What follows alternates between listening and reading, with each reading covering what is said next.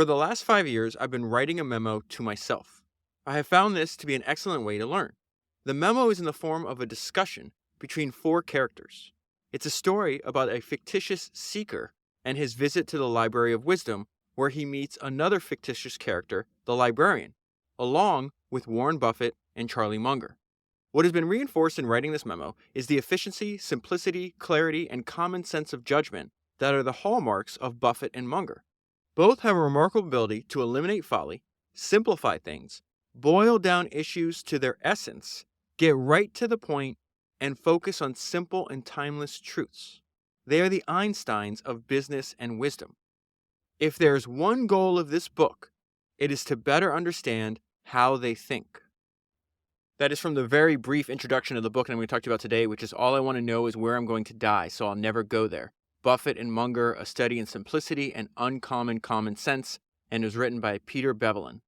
So I wasn't expecting to read this book right away. It was actually recommended by my friend Eric Jorgenson. Eric Jorgenson is also the author of the book that I covered on episode 199, which is the Almanack of Naval Ravikant. But anytime Eric recommends a book, I immediately order it. This book came a few days later. I pick it up, crack it open, trying to take a peek, see what the book was all about. I start reading it, and I never stopped. And I think the reason it resonated with me immediately is because when you read the book, I feel it as if Warren Buffett and Charlie Munger are speaking directly to you. And I told you this before, but the reason I've read every single book I can find on Warren Buffett or Charlie Munger is because I really feel like they're the very wise grandfather figure that I never had. One of my grandfathers died when I was too young to remember him, and the other one was a psychopath and a monster and dumber than a bucket full of rocks. And so when I listen to Munger and Buffett speak, or I read their writing, I really do view it as, hey, this is the wise grandfather figure that I never had. They have 6 decades more life experience than I do. They've seen all kinds of different things, and they've learned from that experience, and then they push that knowledge and the information that they've acquired over their very long lives down to future generations. And so almost all my highlights are Munger and Buffett talking directly to you and I. It is very surprising that they start the book on the subject of mistakes. And so it starts off with Munger saying, mistakes are a fact of life. I'm not gnashing my teeth over them or suffering or enduring them. I regard it as perfectly normal to fail and to make bad decisions. Buffett comes in. Remember, this is going to be like a dialogue between them. I guess I should tell you. So what's interesting about this book compared to the rest of the books that I've read on both Munger and Buffett is they quote heavily. So he uses obviously any of like the books written about Munger and Buffett, but also a lot of it is from the annual meetings that Buffett and Munger both put on. And so the author organized all this so we can read it in like a conversational format. So you have Munger that says that, Buffett says, everyone makes mistakes. I've made a lot and I'm going to make more. That's the nature of making a lot of decisions. Try to live your life totally free of mistakes is a life of inaction. Stupidity is inevitable. It happens to everyone. Wrong decisions are part of life. Being able to make them work out anyway is one of the abilities of those who are successful. And so that's one main theme that they repeat over and over again is the fact that since mistakes are inevitable, you have to structure your life and your business to be able to survive the inevitable bad decisions that you're going to make. And Buffett has a funny little memorable way to describe their approach to being able to survive mistakes. He says, the sign above the player's entrance to the field at Notre Dame reads, play like a champion today. I sometimes joke that the sign at the field in Nebraska reads, remember your helmet. Charlie and I are remember your helmet kind of guys. We like to keep it simple. And then they go into the fact that avoiding problems is better than being forced to solve them. This is a really amazing way that Charlie Munger describes this idea. He says, wisdom is prevention. Then Buffett says, it wasn't raining when Noah built the ark, and he didn't even look that smart for 39 days. But there are some things you have to think ahead on, and prevention is enormously important. And so if wisdom lies in prevention, how do you gain wisdom? And Munger says, if wisdom is what you want, you're going to get it by sitting on your ass. If you really want to be an outlier in terms of achievement, sit on your ass and read and do it all the time. And then Munger goes into the fact that because they spend so much time gaining wisdom and preparing, that allows them to actually make decisions really quickly when you have the few great opportunities in your life that are presented to you. He says we actually make decisions very rapidly. But that's because we've spent so much time preparing ourselves by quietly sitting and reading and thinking. Buffett chimes in. He says, unfortunately, Bertrand Russell's observation about life in general applies with unusual force in the financial world. Most men would rather die than think, and many do. And then Munger says, if you get into the mental habit of relating what you're reading to the basic underlying ideas being demonstrated, you gradually accumulate some wisdom. So then they're asked the question, but how do you guys have so much time to read? I always believed that you were very busy and all the time and that you had meetings all the time. Buffett says, at Berkshire, we don't have any meetings or committees, and I can think of no better way to become more intelligent than sit down and read. I hate meetings, frankly. I have created something that I enjoy. He's obviously talking about his company. I have created something that I enjoy. I happen to enjoy reading a lot, and I happen to enjoy thinking about things. Munger says, we both hate, this is something that I've really adopted. I think it's one of the best ideas that they have. And it's this idea that you have to schedule time to think, and you cannot, Munger's going to say something funny where it's like most business people schedule themselves like a dentist. He's like, well, if you do that, every single minute of your day from the time you wake up to you go to bed is accounted for. When the hell are you thinking? And I'll get into why Jeff Bezos picked up on this is such an important thing in 1 second. Munger says, we both hate to have too many forward commitments in our schedules. We both insist on a lot of time being available almost every day to just sit and think. I've heard various stories over the years about this. But for example, like let's say you wanted to meet with Warren Buffett, you wanted to schedule something and say, hey, can you meet, the third week of next month? He's just going to say, no. If you want to meet me Friday, call me Thursday and I'll tell you if I'm available. I interact with a lot of founders. It's completely different than how most founders schedule their time. Maybe we should be learning from their experience. Munger says, we schedule time to think. Most people schedule themselves like a dentist. It's so easy to get so busy that you no longer have time to think, and you pay a huge price for that. And so when I got to this part, I thought of something that I read that Jeff Bezos said one time. This is in the book Invent and Wander, the collected writings of Jeff Bezos. I covered it all the way back on episode 155. But Bezos said, I need 8 hours of sleep. I think better. I have more energy. My mood is better. And think about it. As a senior executive, what do you really get paid to do? You get paid to make a small number of high quality decisions. If I make like 3 good decisions a day, that is enough. And they should just be as high quality as I can make them. Warren Buffett says he's good if he makes 3 decisions a year. And I really believe that. And I think what Bezos would tell you, what Buffett would tell you, what Munger would tell you, is like, how the hell do you expect to make high quality decisions if you're not spending any time deep in thought and you're focused? This leads directly into one of my favorite parts, something that they repeat over and over again, the dangers of multitasking. They say over and over again, what worries me and Charlie most is a lack of focus. Munger says this modern generation, which has gotten so good at doing 2 or 3 things at once, multitasking, all confidently predict will end up worse than people more like Warren Buffett with solitary reading time and less trying to do 3 things at once. I think people that are multitasking pay a huge price. I think Edwin Land, founder of Polaroid, somebody talked about over and over again on the podcast, that's Steve Jobs' hero. He would agree with exactly what they're saying. He talks about the powers of intense concentration hour after hour. We actually release things inside of people that they didn't even know existed. I send this video of Johnny Ive to a bunch of my founder friends. And in like 3 minutes, he talks about, hey, Steve Jobs was the most remarkably focused person I knew. And so this idea of the importance of focus appears over and over and over again. If you just pick up any of these biographies, you're going to see it just jump out at you. It's so obvious. I think people that multitask pay a huge price. I think when you multitask so much, you don't have time to think about anything deeply. You're giving the world an advantage you shouldn't. Practically everybody is drifting into this mistake. This is amazing that what Munger says. I did not succeed in life by intelligence. I succeeded because I have a long attention span. And then Munger goes in, this is not rocket science. This is very obvious, and yet people don't do it. Johnny Ive in that video, the reason I sent it around so much is he talks about, listen, this seems really simple, but I'm shocked at how so few people do it. So whenever I hear stuff like that, where it's like, this is really important, high priority, repeated over and over again, and yet it goes completely against human nature, and you know it goes against human nature because most people don't do it. I'm like, okay, that alarms go off in my mind. It's like, okay, that is extremely important. That's something you need to master, right? And so Munger goes into this. He goes, it's just this simple. We have enough good sense. When something was working well, we keep doing it. The fundamental algorithm of life. Repeat what works. Moving ahead, there's going to be 3 main ideas spread across a couple of pages. They're going to repeat these ideas a lot, which is very surprising.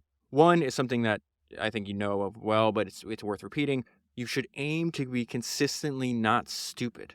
Then they talk a lot about do not let the thoughts of others interfere with your own. And then something that I talk about that comes up a lot in conversations with other founders is it's so difficult to build a successful business. And then what happens, and what Munger and Buffett are always talking about, is like, first of all, it's very difficult to build a very successful business. And most likely, your downfall, once you're able to achieve something that's extremely rare, is not that you're going to be taken over by a competitor or something like that.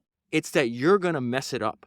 And they talk about that there's something in human nature where people are driven crazy by extreme success. And of course, they're able to describe all of these ideas in just a few sentences. The first thing here is Munger saying, hey, The one thing that has surprised me all my life is how many people with high IQs do massively stupid things. Someone once said what most distinguishes the foolish and the intelligent is the foolish consistently commits the same stupidities, while the intelligent always find new ones. So that's really funny, obviously. Munger then continues, while an excess of self-regard is often counterproductive in its effects on cognition, it can cause some weird successes from overconfidence that happens to cause success. So what does that mean? That's kind of a weird language there. He breaks it down into a maxim that I've heard Munger repeat several times. He says, never underestimate the man who overestimates himself. Buffett chimes in. He says, I would say if Charlie and I have any advantage, it is because we're rational and we very seldom let extraneous factors interfere with our own thoughts.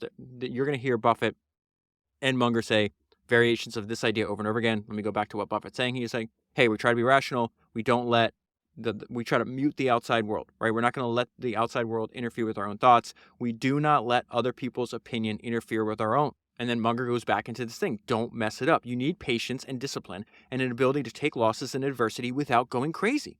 You need an ability to not be driven crazy by extreme success. And then they go on for multiple pages about one of their favorite ideas. It's this idea of inversion. I've covered this idea a lot in the other Munger and Buffett episodes. I will list all of them in the show notes down below in case you want to check out, I don't even know how many there are. There might be like 8 or 10 or something like that. You can also go to founderspodcast.com and see like all the show notes in case it doesn't show up on your podcast player. But I'm going to try to avoid covering things I've covered in past podcasts because I just assume when I make the podcast that you're just like me, that you're a maniac. And then when you find something that you're interested in, like I was interested, in Charlie Munger, Warren Buffett, I'll read every single book and get my hands on. I would listen to every single podcast. So I will list them all. And obviously, if you're interested in learning more from Warren Buffett and Charlie Munger, just listen to them and, listen to them again. And so they're going to talk about inversion throughout the entire book. Munger starts off, that is very much my approach to wisdom. I go around figuring out what doesn't work and then I avoid it. Invert, always invert. I sought good judgment mostly by collecting instances of bad judgment, then pondering ways to avoid such outcomes. So that is in his personal life, right? But he also talks about it's extremely useful in studying why other people fail in business. To examine how businesses become big and strong, Charlie first studies how businesses decline and die. Buffett says, we have been a student of other people's folly and it has served us well. And then Buffett has a great line on how do you actually practice this. This is fantastic. It is an inversion process. You start out with failure and then engineer its removal. And this is one of my favorite ideas in the book. Another way to think about an idea I've already been previously exposed to. It's like, oh, you should figure out what you don't like to get to what you do like. And so it says, Munger says, the mental process that has really worked for me my whole life, and I use it all the time, is turning everything into reverse. I figure out what I don't like instead of figuring out what I like in order to get what I like.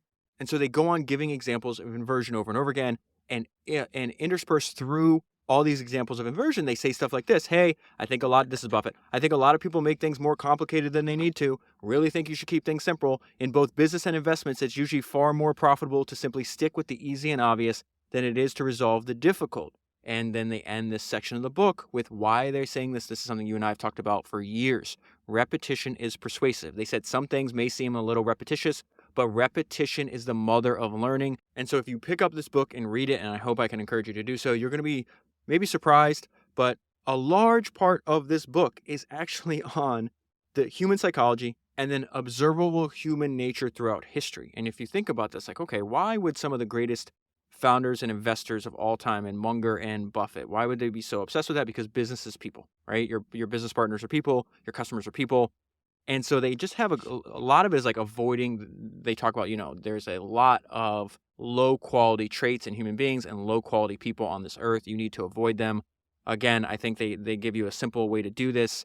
And so Buffett talks about like, well, when you're picking people to do business with, he just has this thing. He's like, if you need like a 50-page contract to protect yourself from the person you're dealing with, you need to walk away from that deal immediately. He says, I like to deal with people where I feel a 1-page contract would do the job. And one apparent almost contradiction when you read, they talk about, hey, we spend so much time studying history, reading biographies, learning from the experiences of others. And then they keep repeating that most people do not learn from other people. And Munger's got a great illustration at this point. He goes, you can tell that most people don't learn from the experience of other people because there's little originality in the disasters of mankind. We'll get there in one second. Buffett said, the trick is to learn most lessons from the experience of others. Munger says, the more hard lessons you can learn vicariously rather than through your own hard experience, the better. You can see the results of not learning from other people's mistakes by simply looking around you. How little originality there is in the common disasters of mankind. He goes on to list some: drunk driving deaths, incurable venereal diseases, conversion of bright college students into brainwashed zombies as members of destructive cults, business failures through, this is such a great line, business failures through repetition of obvious mistakes made by predecessors, and so on. I just love that idea. It's like you can tell people are not or most people are incapable of learning from the experience of other people because there's no originality in the common disasters of mankind. They just repeat over and over again. I think you'll learn a lot from other people. In fact, I think you learn basically, if you can learn basically everything from other people, you don't have to get too many new ideas on your own. You can just apply the best of what you see. And then a few pages later, they essentially give an enthusiastic endorsement of listening to Founders Podcast because they say, study effective individuals. Buffett says, look at effective individuals and try to figure out why they're effective. Munger says, I think history is very helpful. It enables you to keep things in perspective. So the history of civilization and the history of finance and investing, it is very useful. Buffett says, I like history. I like financial history. It is useful to realize how extraordinary things can happen occasionally. This is a great, great line. Everything that needs to be said has already been said. But since no one was listening, everything must be said again. Now we got a couple different ideas, all centered around this one main idea. Focus on the essence, the most important thing, the core. Always try to simplify things to their essence, the fundamental or most important aspect of something. The core is the way to think about it. Charlie's got the best 30-second mind in the world, Buffett said. If I call him and describe a problem to him, any kind of situation, he gets to the essence of it immediately. When we make decisions, we focus on the most important thing. Something they preach over and over again is get into a good business and allow the miracle of compound interest to do most of the work for you. I talk about this over and over again with you, that time carries most of the weight. Buffett says compound interest is a little like rolling a snowball down a hill. You start with a small snowball, and if it rolls long enough, you'll have a real snowball at the end. It's better if you're not in too much of a hurry and keep doing sound things. The reason I wanted to read you that paragraph is really for this next two sentences. Berkshire was a small business at one time. It just takes time. It is the nature of compound interest. You cannot build it in one day or 1 week. Going back to this idea that once you're in a good business, stay in a good business, let time do the work. Charlie Munger talks about this as staying on the wave. So he says when new businesses come in, there are huge advantages for the early birds. And when you're an early bird, there's a model that I call surfing. When a surfer gets up and catches the wave and just stays there, he can go for a long, long time. But if he gets off the wave, he becomes mired in the shallows. People get long runs when they're right on the edge of the wave. And so he uses the example, like Microsoft or Intel. Stay on the wave. And then they give some ideas on both that are effective for sales and effective for managing other people within your organization.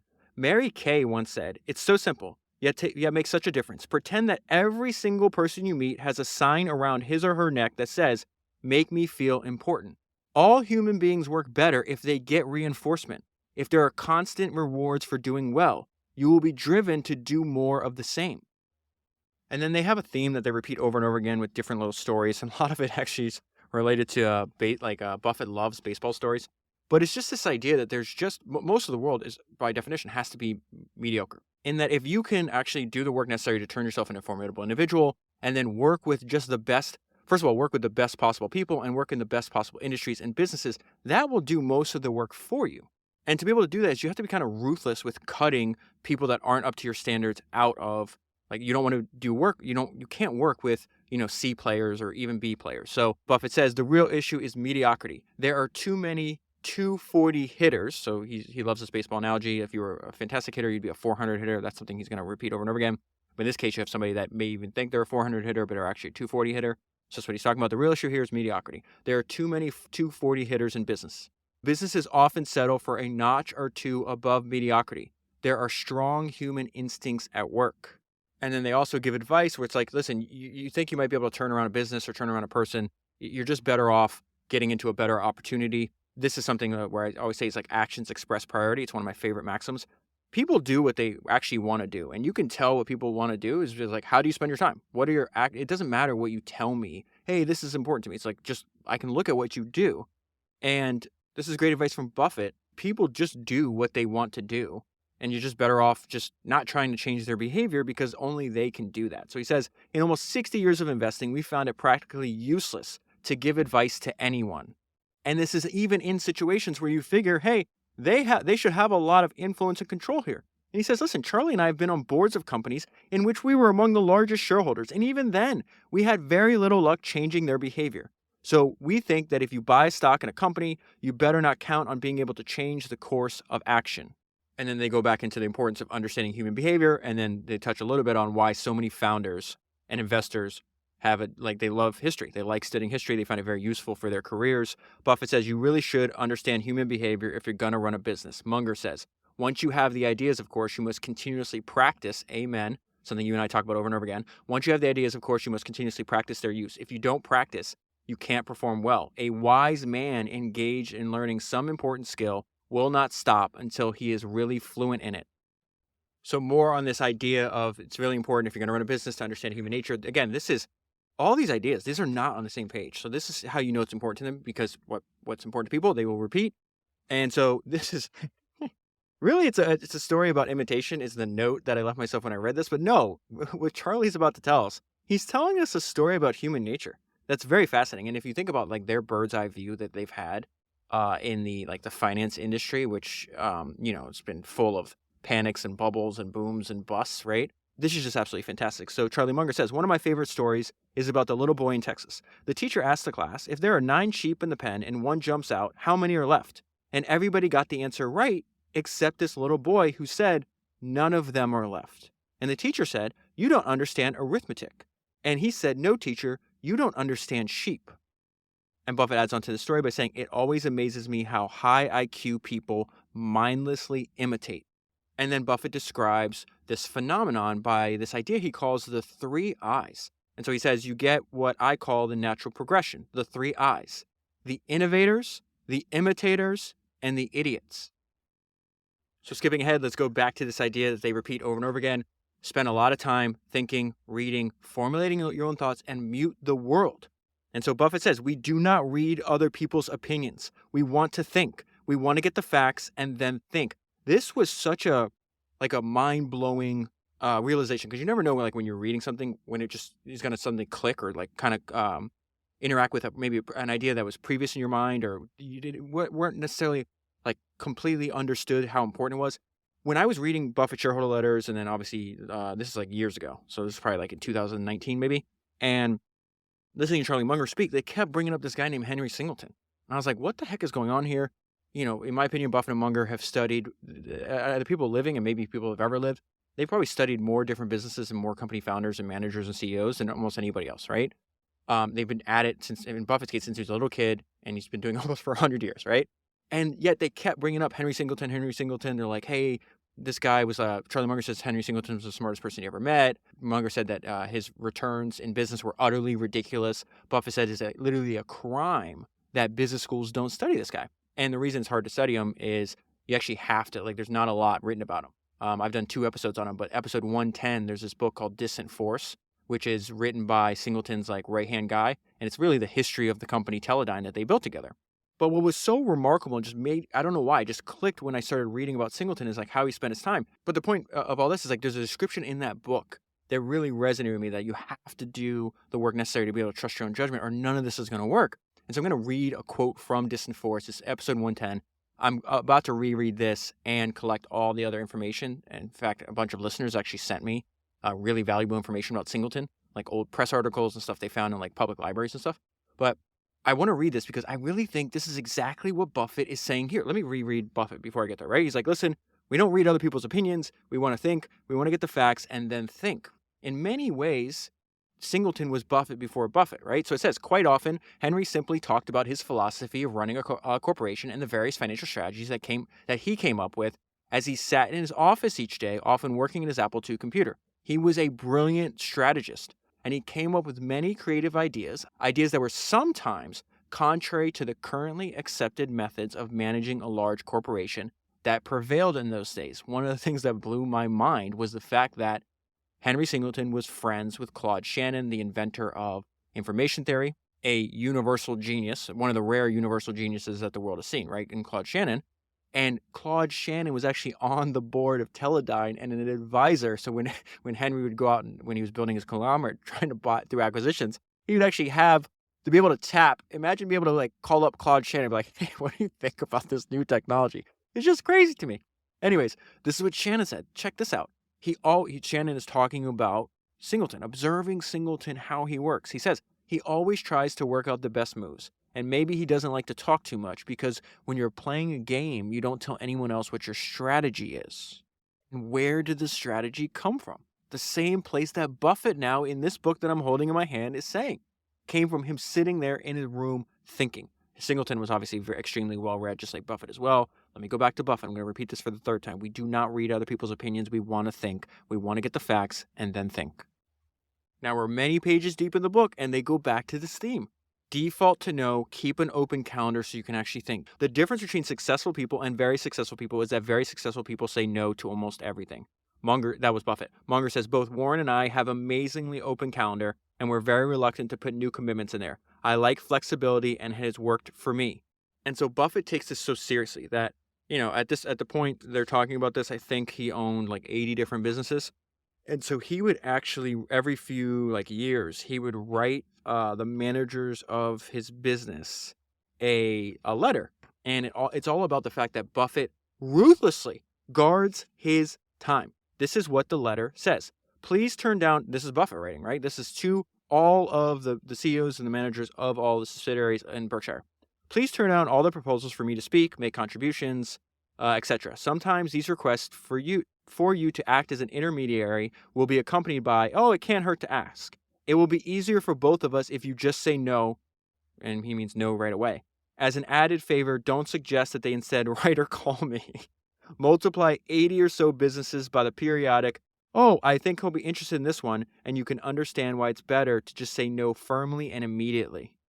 And then they touch on a main theme in the history of entrepreneurship, the importance of frugality, guarding the resources that you have, not spending foolishly no matter how much money you have. Charlie and I have always been big fans of living within your income, and if you do that, you'll have a whole lot more income later on. Munger says, if you want to get rich, you've got to underspend your income. You've got to intelligently invest the money that you haven't spent. The money will work for you for a longer period of time. You have to save. And so I actually found, I'm going to reread his biography, and I got another book on him too. I actually found this guy because Buffett, it's another entrepreneur that Buffett and Munger talk about from history. It's this guy named James J. Hill. And I covered him all the way back in episode number 96. And he's one of maybe the greatest railroad builder in history. And there's something that he talks about and he would repeat in his work. This is 1800s, probably, mid to late 1800s when he says this. And he said, if you want to know whether you are destined to be a success or failure in life, you can easily find out. The test is simple and it's infallible. Are you able to save money? If not, drop out. You will lose. You may think not, but you will lose as sure as you live. The seed of success is not in you. So then they spend some time talking about the dangers of debt. That debt is an easy way, common way for really rich people to go broke. Munger says smart men go broke in 3 ways: liquor, ladies, and leverage. Buffett says whenever a bright and rich person goes broke, it's usually because of leverage. Any series of positive numbers, however impressive the numbers may be, evaporates when multiplied by a single zero. History tells us that leverage all too often produces zeros, even when it's employed by very smart people. One of the things you will find, this is still Buffett talking, one of the things you will find, which is interesting, and people don't think of enough, with most businesses and with most individuals, life tends to snap you at your weakest link. You can have somebody whose aggregate performance is terrific, but if they have a weakness, maybe it's with alcohol, maybe it's susceptibility to taking a little easy money, it's the weak link that snaps you. And frequently in the financial markets, the weak link is borrowed money. And so the other side of the coin of this idea is hey, they tell you over and over again, you got to be real careful with debt, be real careful with leverage. They will preach the fact that your business should have mountains and mountains of cash. Cash is a lot like oxygen. You don't notice it 99% of the time, but when it's absent, it's the only thing that you notice. We have maximum financial flexibility to face both hazards and opportunities. Buffett says we keep our cash largely in U.S. Treasury bills and avoid other short-term securities yielding a few more basis points. Somebody sent me, and this is not my world, so I don't know, but somebody said that right now they have $100 billion in cash earning 4% risk-free. We agree with investment writer Ray DeVoe's observation, more money has been lost reaching for yield than at the point of a gun. And why do they say that? Because cash ensures your survival, something you and I talk about over and over again. You have to stay in the game long enough to get lucky. Buffett says it pays to conduct your affairs so that no matter how foolish other people get, you're still around to play the game the next day. Munger says, I am not a victim, I am a survivor. And then they start giving advice on just interpersonal relationships. You're going to you're going to deal with bad people throughout your life. That's inevitable. But how you can't control what they do, other than you can avoid them, obviously, but you can control your reactions. And so then Buffett, in the middle of this, he talks about, hey, this is some of the best advice I ever got in my life. And so he says, 40 years ago, Tom Murphy, who was the former CEO of Cap Cities and ABC, gave me one of the best pieces of advice I've ever received. He said, Warren, you can always tell someone to go to hell tomorrow. You haven't missed the opportunity. Just forget about it for a day. If you feel the same way tomorrow, then you could tell them, but don't spout off in a moment of anger. And then this is one of the most important fundamental insights into human nature that I've learned personally from Charlie Munger. And he's like, listen, everybody thinks that the world is driven by greed, but the world is not driven by greed. It's driven by envy. And your life will be a lot better if you can just eliminate envy from your life. And so Charlie says, I've heard Warren say and I guess he learned this from Warren. I've heard Warren say half a dozen times, it's not greed that drives the world, but envy. Buffett says, our experience is that envy is what really drives people. You can give someone a $2 million bonus and they're happy until they see the next guy got $2.1 million, and then they're miserable. And Munger illustrates why this is so ridiculous. If you're comfortably rich and someone else is getting richer faster than you, so what? Someone will always be getting richer faster than you. This is not a tragedy. Someone else is always going to be doing better at any human activity you can name. Then we go back to this idea, something that I believe with my whole heart, that time is the best filter. Buffett says Gianni Antonelli, maybe, is the former chairman of the car company Fiat. So it says, Gianni one time told me, when you get older, you'll have the reputation that you deserve. You can fool some people some of the time, but not forever. I believe the same is true for companies.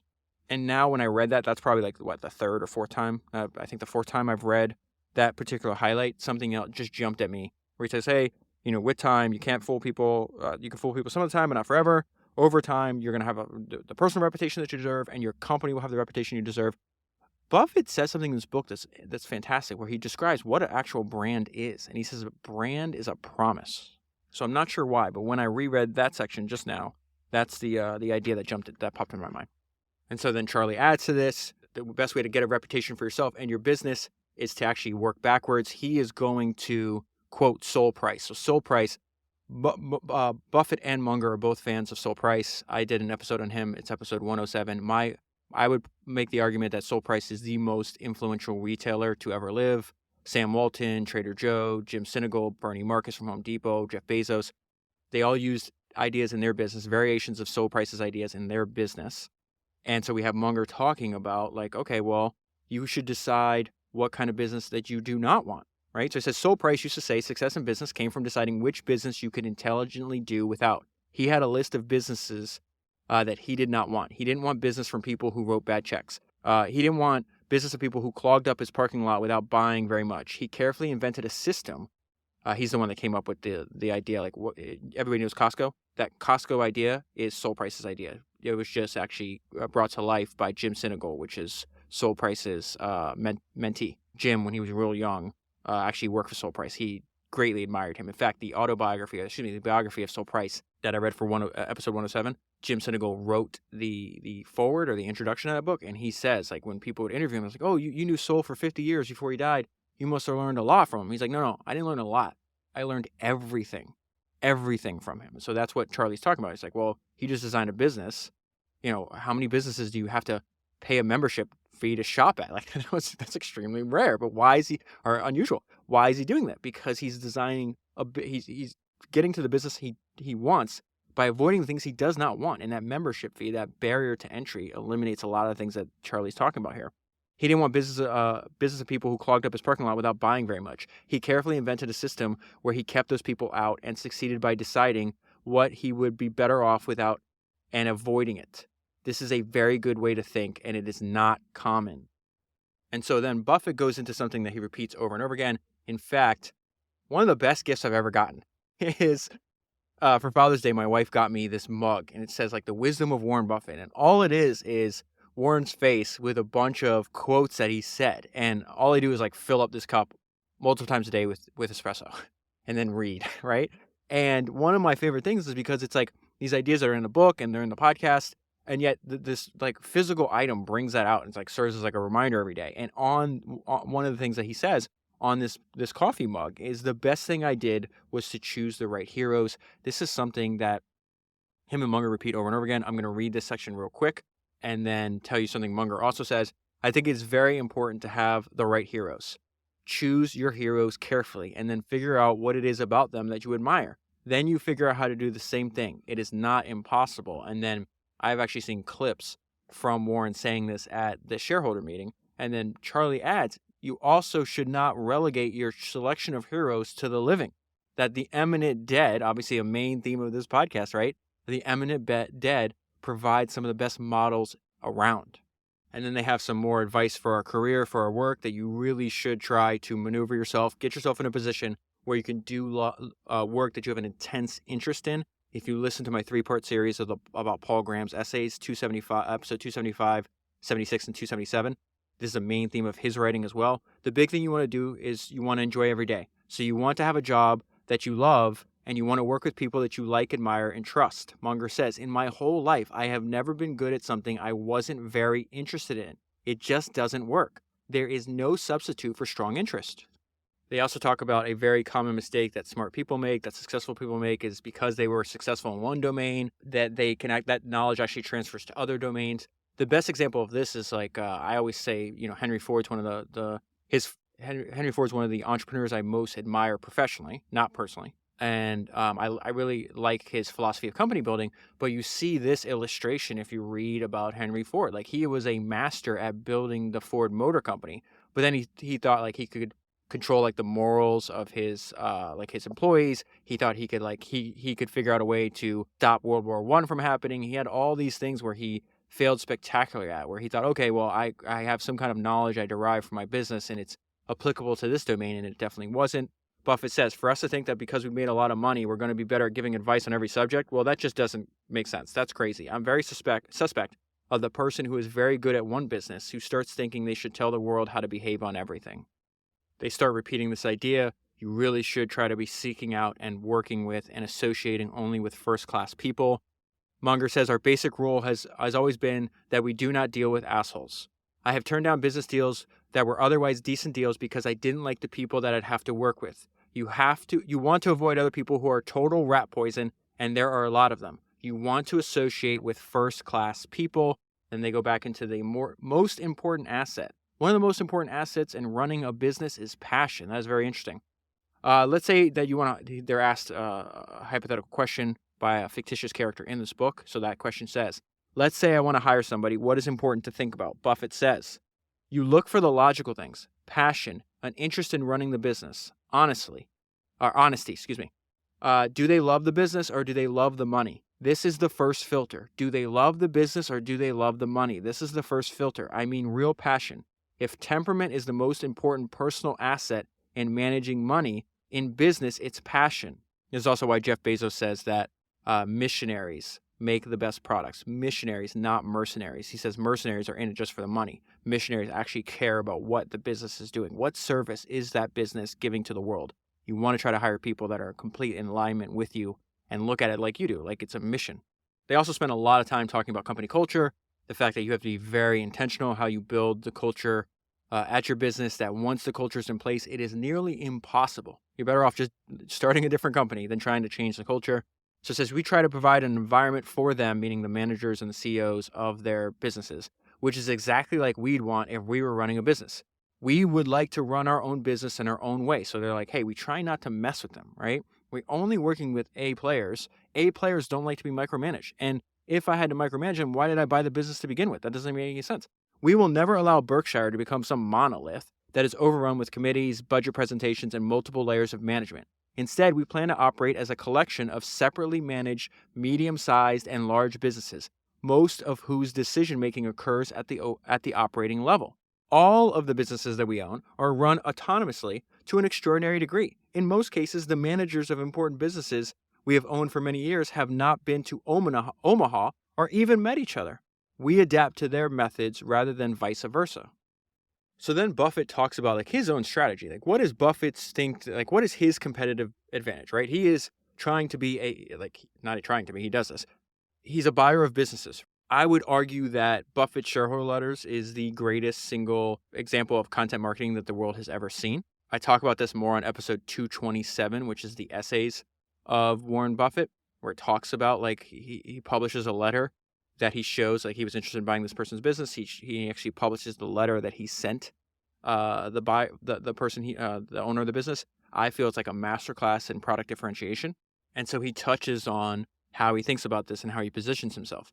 And so he says, our long avowed goal is to be the buyer of choice for businesses, particularly those built and owned by families. The way to achieve this goal is to deserve it. That means we must keep our promises, avoid leveraging up acquired businesses, grant unusual autonomy to our managers, and hold the purchase companies through thick and thin. Our record matches our rhetoric. Most buyers competing against us follow a different path. For them, acquisitions are merchandise. We have a decided advantage when we encounter sellers who truly care about the future of their businesses. So if you truly care about your business and the future of it, it's not a merchandise to you. It's not just a big, a big exit. It's like you actually care. Like if you are going to sell your business, like you care what happens after you leave the business. And so Buffett's like, well, if you're one of those people, of course, but Berkshire would be, if you look at our track record, Berkshire would be your first choice. So he says the reverse is apt to be true also. When an owner auctions off his business, exhibiting a total lack of interest in what follows, you will frequently find that it has been dressed up for sale. And therefore, what Buffett's saying, it's not a high quality, like if somebody truly cares, most likely they built a wonderful business. Somebody's just in it to start, scale, and sell. They probably don't give a shit. And so therefore, the long-term prospects of a business like that are very suspect, and Buffett's not interested in buying those kind of businesses. There is a great line in the Anthony Bourdain biography that I read for episode 219 that jumps out at when I read this next sentence. It says, life isn't a green room for something else. Go for it. Buffett says, we're here on the earth only one time, so you ought to be doing something that you enjoy as you go along and you can be enthusiastic about. Then we have two great quotes. The first one is from Buffett. When a problem exists, whether it's in personnel or in business operations, the time to act is now. Munger says, wise people step on big and growing troubles early. There's several times in the book that Munger talks about his ability to make decisions very rapidly. We heard Buffett say earlier that Munger has the best 30-second mind that he's ever encountered. And so to this point, it's like they have an idea of the businesses that they're interested in. They're in their mind, the characteristics of the stuff they're interested in. So even like he'll get a phone call and within like 15 seconds, they're like, nope. And he'll just like hang up the phone. He's like, there's no point. I know I don't want this business. There's no point we have limited time on this earth. Like I'm not going to sit here and just be polite for 15 minutes just to give you a no that I can give you a no in 30 seconds. And so Munger says, spend no time arguing with people whose idea you know to be stupid. I think a main theme that comes up again and again in these life stories that you and I go over is the fact that future opportunities are unpredictable to you. Like you just have to trust in something. Obviously do as good a job as you can with whatever's in front of you, but like if you keep going along and you keep getting better, that's going to unlock opportunities you can't possibly predict. And there's a thing, I feel like there's a current running through the thinking of Buffett and Munger that talks about this. It's like, listen, we're not really big into master plans. We know we want to own wonderful businesses. We know we want to, own pieces of wonderful business in public markets. But essentially, like instead of going deep in this inflexible master plan, like we're just going to keep reacting to the game that's on the field. And so Munger says, I have a deep distrust in master planning. There has never been a master plan. Anyone who wanted to do a master plan, we fired because it takes on a life of its own and doesn't cover the new reality. Buffett says, we do have a few advantages, perhaps the greatest being that we don't have a strategic plan. Thus, we feel no need to proceed in an ordained direction, but can instead simply decide what makes sense for our owners. Charlie and I don't sit around and talk about the future of industries. We have no reports or staff. We just review what comes in and look for companies with a durable competitive advantage at an attractive price. And so think about that. That is a rather simple plan. We're just going to review what comes in. We constantly get people offering to sell we have inbound requests to buy their businesses. We just review it. Is this a company with a durable competitive advantage and attractive price? If it is, okay, we'll buy it. And if it isn't, we'll just sit on our ass and we'll read and we'll think and we'll pile up money. It's really hard to lose that's the two different modes that you have in your business, all right? This goes back into the futility of trying to change other people's minds. Better to just select different people to work with, that, people just do what they want to do.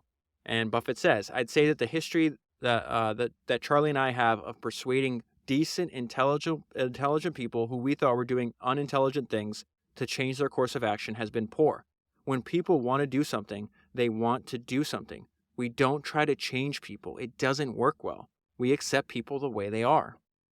And then Charlie passes on a bit of wisdom that he thought was very valuable in running a business. It's from this guy named Carl Braun, who was an engineer and an entrepreneur. And it says, few practices are wiser than not only thinking through reasons before giving orders, so orders to people in your company, but also communicating these reasons to the recipient of that order. No one knew this better than Carl Braun, who designed oil refineries with spectacular skill and integrity. He had a very simple rule. You had to tell who was to do what, where, when, and why.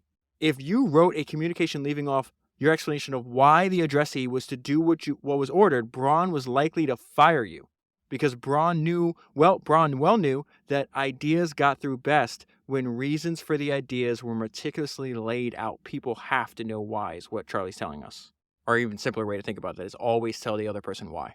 Charlie just told us that that you should spend no time arguing with people whose idea you know to be stupid. There's another great line in this regard. You do not have to attend every argument that you're invited to. So then they talk about Charlie's orangutan theory, which I absolutely love. The first time I was introduced to this theory is actually, I read the autobiography of Katharine Graham. It was actually episode 152. And she talked about that in her case, the way Warren Buffett was helping her learn how to run her business.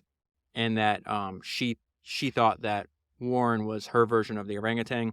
And so Munger's orangutan theory is this: if a smart person goes into a room with an orangutan and explains whatever his or her idea is, the orangutan just sits there eating his banana. And at the end of the conversation, the person explaining comes out smarter.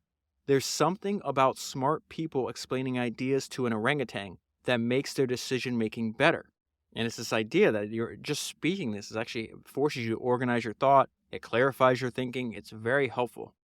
Remember at the beginning of the book, they said, repetition is the mother of learning. Charlie Munger goes back to this idea that it's so hard to get rich, and yet most likely when you get rich, you're going to mess it up. Just don't mess it up. The problem is not getting rich, Munger says. It is staying sane. For whatever reason, extreme success tends to warp people's minds. They cannot handle it. And then I absolutely love this section because it talks about, we talk about this, history doesn't repeat, human nature does, that there's ideas in history books that are worth, billions of dollars. I'm about to read you something, right? That sounds like Warren Buffett said it today. We just went from this zero interest rate environment. Rates are going up. Valuations are, being in flux. And yet what I'm about to read you, he said in 1994. I just had a weird experience where, I share a lot of highlights and stuff from books I read on Twitter and on LinkedIn. I tweeted this out and Elon Musk responded back to it, basically agreeing with what Buffett said, again, in 1994 from this book, but is just as accurate as today. Buffett says the value of every business, the value of a farm, an apartment, or any other economic asset is 100% sensitive to interest rates. That's because all you're doing when you're investing is transferring money to someone now in exchange for a stream of money, which you expect to come back in the future. And the higher the interest rates are, the less that present value will be. Interest rates are to asset prices sort of like gravity is to an apple. When interest rates are low, there is little gravitational pull on asset prices. This is a crazy sentence, right? And I wish I didn't understand this. Maybe it wasn't something that was relatively important to my business, right? But it's just amazing where I just wish I understood. I wish I understood this before now. Because if you understood this in 1994 and you knew that this entire time, you could have profited heavily off of this transition back and forth between high interest rates to low interest rates, and now from low interest rates to higher interest rates. So that's there's ideas really will put money in your wallet, if there's a way to think about it. So I'm going to repeat this second paragraph because I interrupted it, but this is very fascinating, and I'll tell you the punchline at the very end. Interest rates are to asset prices sort of like gravity is to Apple. When interest rates are low, there is little gravitational pull on asset prices. This is the punchline. interest rates power everything in the economic universe. Another thing they repeat is the importance, always go for quality. Wonderful businesses are so rare. So if you get into a wonderful business, do not leave it. It is just a rare thing to happen. If you are in a wonderful business for a long time, even if you pay a little bit too much getting into the business, you will get a wonderful result if you stay in that business for a long time. Buffett talks about early in his career, he did not really understood the power of brands. It's like this weird abstraction, right? And it came from his purchase of See's Candy many, many years ago. He's like, oh, brands are extremely valuable. They're extremely powerful and valuable. And so this leads to other investments, profitable investments in the future. And so he says, additionally, through watching See's Candy in action, I gained a business education about the value of powerful brands that opened my eyes to many other profitable investments. And this is an example of why I think Buffett's one of the world's greatest communicators that has ever lived, because he can communicate things that are, relatively complex, make them simple, uses humor, talks to us in stories. But this was really interesting. I don't think I've heard this before anywhere in any other book too. And he talks about like there is sometimes like you can be inexact, and there's just times when further analysis is actually a waste of time.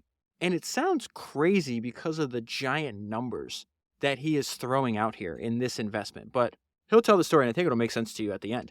With something like PetroChina, my reaction is similar to seeing somebody who weighs somewhere between 300 and 350 pounds.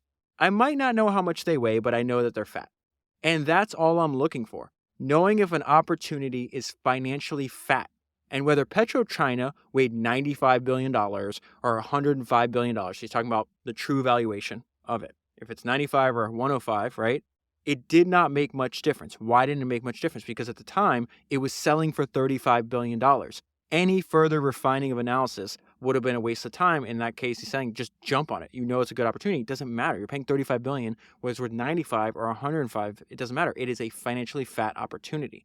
We were very inexact. You'd be amazed at how inexact we are.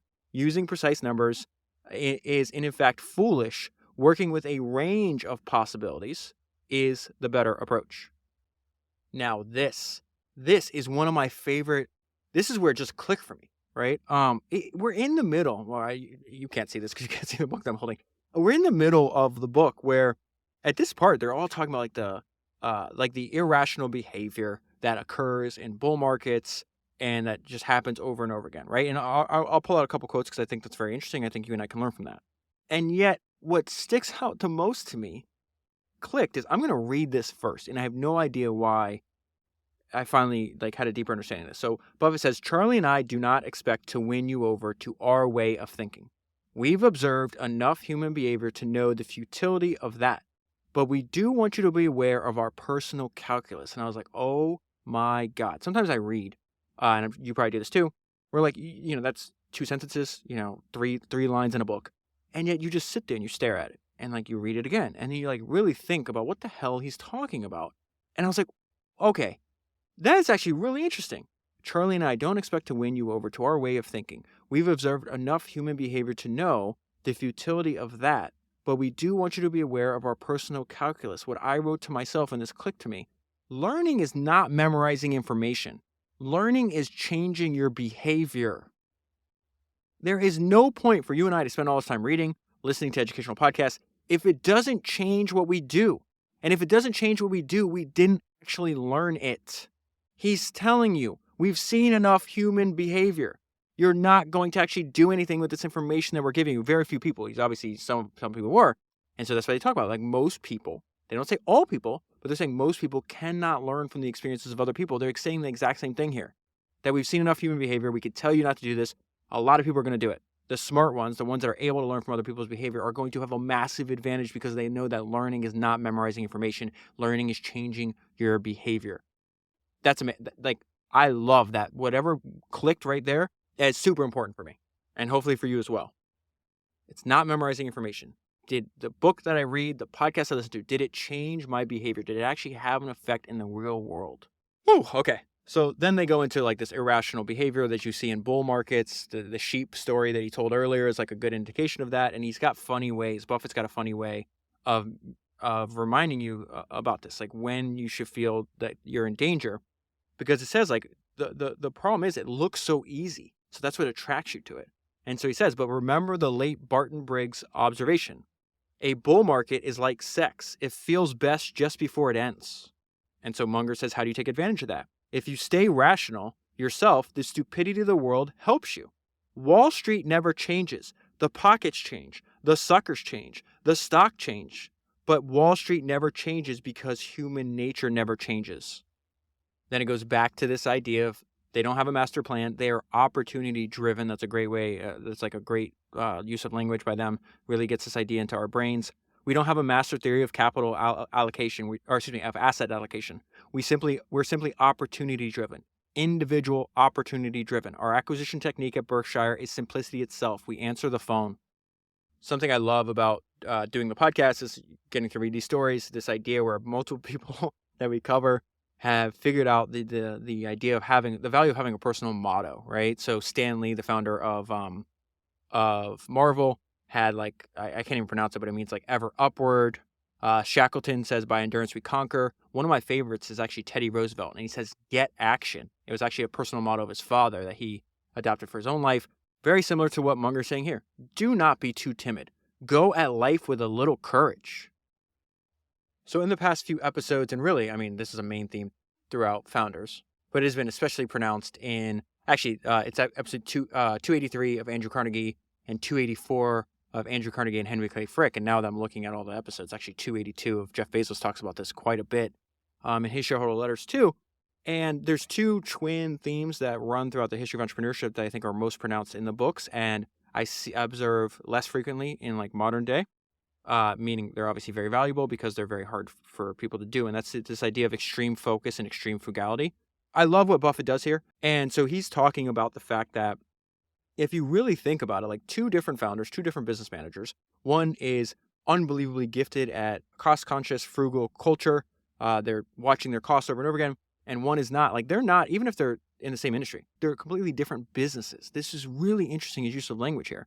So he says, one of the best moats in many respects is to be a low-cost producer. Being a low-cost producer of something that's essential to people is going to be a very good business. It is like comparing a copper producer whose costs are $2.50 a pound with a copper producer whose costs are $1 a pound. This next sentence is would be crazy to most people. I don't think it's going to be crazy to you and I. Those are two different kinds of businesses. But you're like, no, wait, they're both producing copper. And Buffett's point is like, no, this advantage means it's just a completely other business. Why? One is going to go broke at $1.50 a pound, and the other one is going to still be doing fine. This idea that they're completely different businesses. Regardless, same product, same industry, doesn't matter. They're completely different, just the way they're managed. So let's go back to something that's above this. Why does the business have an edge against its competitors? You're asking yourself questions, right? Ask, why can't company A do what company B does? What stops some competitor from entering the market? And so Buffett's answer to this hypothetical question is the best way to understand this, meaning why does that company have an edge, whether it's a company that you're running yourself or a company you want to invest in. Why do they have an edge? The best way to understand this is to study businesses that have achieved it.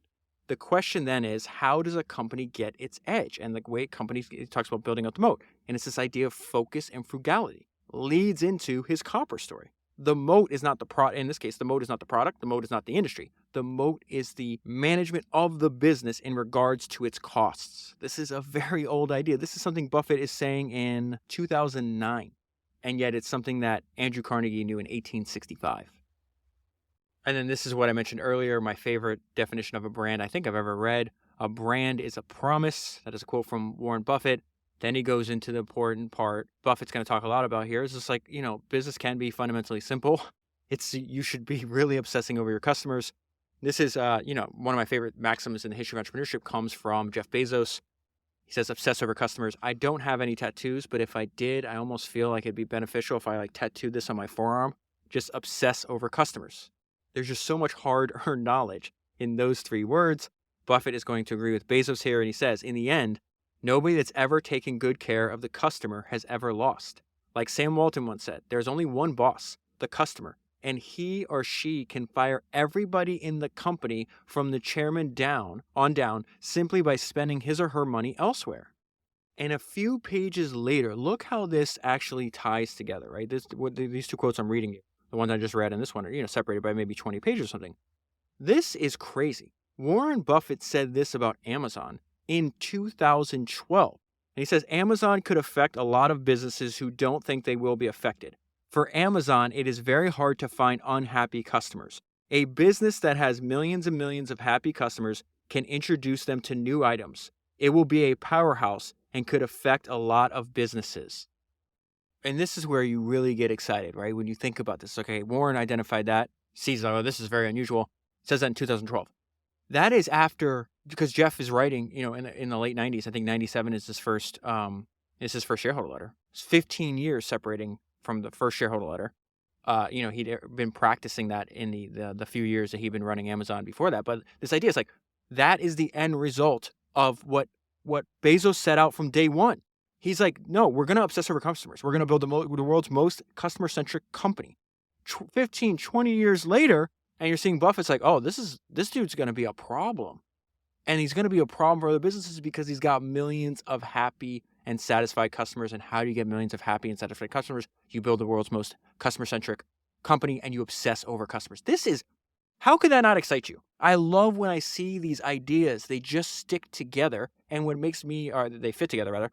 And what makes me even more excited is like you have another genius. You got two geniuses there. You got another genius realizing, oh, what this other genius is doing is genius. All we have to do, I'm not a genius. All you have to do is just copy them. Like, hey, that's a good idea. Thank you very much. I'm going to apply it to my business. This is not rocket science. And it gets even better because on the next page, Munger gives us a tactic. It's like, oh, you like that idea? Here's how you actually implement it. One of the directors of the Daily Journal said very simply, we should make a list of everything that irritates our customers, and then we should eliminate those defects one by one. Then I love this idea by Buffett. Like, this is how you find the best operator in your industry. When I interview managers, I ask what their business nightmare is. If you had a silver bullet and you could put it through the head of one competitor, which competitor and why? You will find out asking this question, you will find out who the best guy in the industry is. He continues, ask the management of each company which competitor they would be willing to. This is the other side of that, right? It's like, okay, if you could knock out of the game only one of your competitors, who that is. The other side is, what if you had to bet all of your net worth and you invested all your net worth in one of your competitors? Who is that? Ask the management of each company which competitor they would be willing to put their net worth in for the next 10 years. Then ask which of their competitors they would short. This will provide important insights into your industry, that even those who work their whole life in the industry would not realize. Two pieces of advice, one from Munger, one from Buffett. This is something you and I talk about all the time. If you go to sleep on a win, you wake up with a loss. Charlie Munger says successful places tend to get bloated. He's talking about successful companies. Successful companies tend to get bloated, fat, complacent. It's the nature of human life. Most companies, when they get rich, get sloppy. Warren Buffett, this is one way to avoid that. Widen your moat. Build an enduring competitive advantage. Delight your customers and relentlessly fight costs. And Munger and Buffett both know this because they have this crazy historical base of knowledge in the history of business. Munger says it is the nature of things that most big businesses eventually fall into mediocrity or worse. Look at the history of big companies in the world, and the record is not good. Almost all great records eventually dwindle. I think that's the natural consequence of competitive life.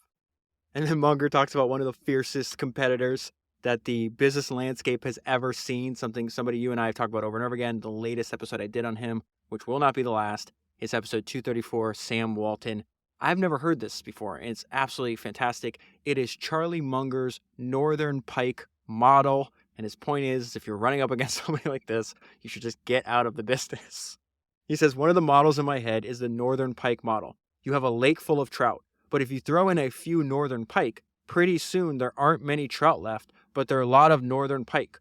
Walmart, in its early days, was the Northern Pike. It figured out how the customer could be better served and just galloped through the world like Genghis Khan. So then there's a few ideas here. This is on passion, intense interest, and working only with winners. This is one of my favorite of his. This is probably my favorite of Buffett's business baseball stories when it regards to business. First, Munger says, I cannot put passion into someone. They either have it or they don't. There's nothing you can do about it. Then Buffett goes in the importance of working with winners. My managerial model is Eddie Bennett. So he's talking about I'm just going to copy Eddie Bennett, who was a bat boy, his idea for how I run Berkshire. This metaphor is fantastic. My managerial model is Eddie Bennett, who was a bat boy. In 1919, Eddie began his work with the Chicago White Sox, who that year went to the World Series. The next year, he switched to the Brooklyn Dodgers, and they won their league title. However, our heroes, meaning Eddie, smelled trouble. He changed boroughs and joined the New York Yankees in 1921, and they promptly won their first title in history. Now Eddie settled in, shrewdly seeing what was coming. In the next 7 years, the Yankees won 5 American League titles. What does this have to do with management? It is simple. To be a winner, work with winners. In 1927, Eddie received $700 for his share of the World Series winnings. This sum, which Eddie earned by working only 4 days because New York swept the series, was roughly equal to the full year pay then earned by bat boys who worked with ordinary associates. So just what he made from working 4 days in the World Series is what a person with his same job would make all year because they were working with ordinary players, right? Eddie understood that how he lugged bats was unimportant. What counted instead was hooking up with the cream of those on the playing field. I've learned this from Eddie. At Berkshire, I regularly hand bats to many of the heaviest hitters in American business. And then just one more thing from Buffett on passion. He says passion adds to your productivity. Munger says the secret to being successful in any field is getting very interested in it. I could never excel in anything which I didn't have an intense interest. Now, these next 2 pages are so good. It's essentially saying unusual records are a result of high levels of talent in low competition environments. Buffett says, I don't want to play a game where the other guy has an advantage. Somebody asked, how do you beat Bobby Fischer? The answer was, you play him in any game except chess. He continues, one of the best moats in many respects is sometimes just having more talent. And then once you have the talent, he says, you want to work where there is little competition. One of the secrets of life is weak competition. The unusual records have been achieved by those who have worked relatively neglected fields in which the competition was light. Munger now jumps in. Competence is a relative concept. I realized what I needed to get ahead was to compete against idiots, and luckily for me, there was a large supply of idiots. And then I love how much Charlie Munger talks about the importance of practice in this book. This is something obviously that really stuck in my mind from reading the biography of Michael Jordan on episode 212. So Munger says, obviously, if you want to get good at something, which is competitive, you have to think about it and you have to practice a lot. You have to keep learning because the world keeps changing and your competitors keep learning. You have to go to bed wiser than when you got up. As you try to master what you're trying to do, people who do that almost never fail utterly.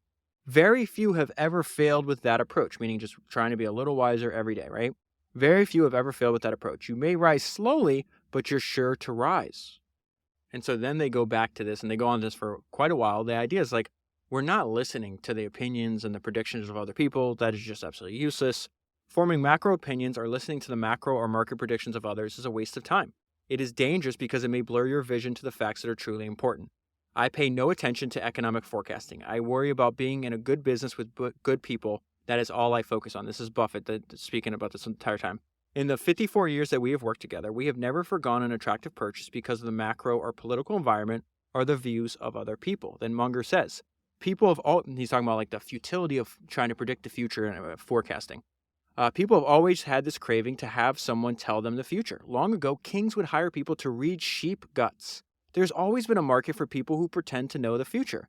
Listening to today's forecasters is just as crazy as when the king hired the guy to look at the sheep guts. It just happens over and over and over again. And this is an absolutely fantastic line, still about forecasters. And it says, this is Buffett, market forecasters will fill your ear, but they will never fill your wallet. And then Munger goes into the important role that continuous education, seeking of knowledge that him and Buffett have dedicated their lives to, why that was so influential with the record that Berkshire was able to achieve. What people mean when they say a man has common sense is uncommon sense. We don't have any new tricks. We just know the old tricks better. Berkshire loves education, and it loves people who like to learn. I think the one thing that we did that worked best of all, we were always dissatisfied with what we already knew. We wanted to know more. If Warren and I had stayed frozen in time, Berkshire would have been a terrible place. It's only that we kept learning that made it work, and I don't think that'll ever stop. Had Warren not been learning all this time, our record would be a mere shadow of what it is. and he's actually improved since he passed the age at which most other people retire. Most people don't even try this. It takes practice. And that is where I'll leave it for the full story. Highly, highly recommend buying the book. The great thing about this book is you don't have to read it all at once. You don't even really have to read it in order. That's the way I did, but I think it's just a great thing to keep out. You pick up, maybe read 5-10 minutes, maybe read, a few pages. To me, it's really a tool, a way to download the thinking of Buffett and Munger into your brain consistently. So if you buy this book using the link that's in the show notes on your podcast player, you'll be supporting the podcast at the same time. Another great way to support the podcast is to sign up to the Founders Premium Feed. The Founders Premium Feed contains AMA Ask Me Anything episodes. Subscribers to that feed get to ask me questions directly, which I then answer those questions on AMA episodes on the Founders Premium Feed. If that sounds interesting to you, that link is down below in the show notes and, of course, available at founderspodcast.com. That is 286 books down, 1,000 to go, and I'll talk to you again soon.